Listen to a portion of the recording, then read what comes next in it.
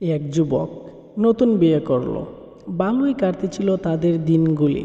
একদিন স্ত্রী খুব ভালো খাবার রান্না করলো। স্বামী স্ত্রী যখন খেতে বসলো, এমন সময় এক ভিক্ষুক হাজির হলো। ভিক্ষুকটি খুব ক্ষুধার্ত ছিল এবং সে কিছু খাবার চাইল। স্বামী খুব রাগ হইলেন এবং ভিক্ষুকটিকে অকথ্য ভাষায় গালমন্দ ও অপমান করে তাড়িয়ে দিল। অসহায় ভিক্ষুক চলে গেল। কিছুদিন পর স্বামী স্ত্রীর মাঝে ঝগড়া হলো। এক পর্যায়ে তাদের সংসার ভেঙে গেল। স্বামী স্ত্রীকে তালাক দিয়ে দিল। স্ত্রী বাপের বাড়ি চলে গেল। কয়েক বছর পর মেয়ের বাবা অন্য এক জায়গায় মেয়ের বিয়ে দিল। নতুন স্বামীর সাথে শুরু হলো তার জীবন।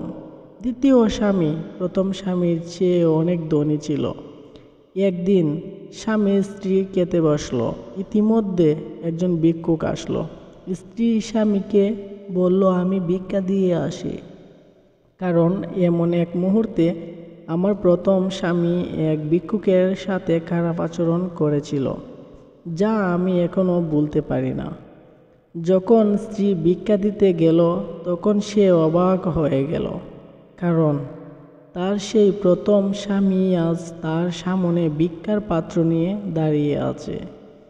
স্ত্রী চোখে পানি রাখতে পারল না। মেয়েটি তার দ্বিতীয় স্বামীকে বলল, আমি আপনাকে এক আশ্চর্য ঘটনা শোনাব। তারপর মেয়েটি তার প্রথম স্বামীর সাথে ঘটে যাওয়া ঘটনাটি বলে দিল।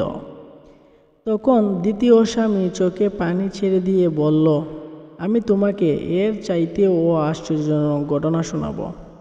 তুমি হয়তো শুনে অবাক হবে যে ওই দিনের অসহায় সেই ভিক্ষুকটি আমি, যিনি আজ তোমার সম্পদশালী স্বামী।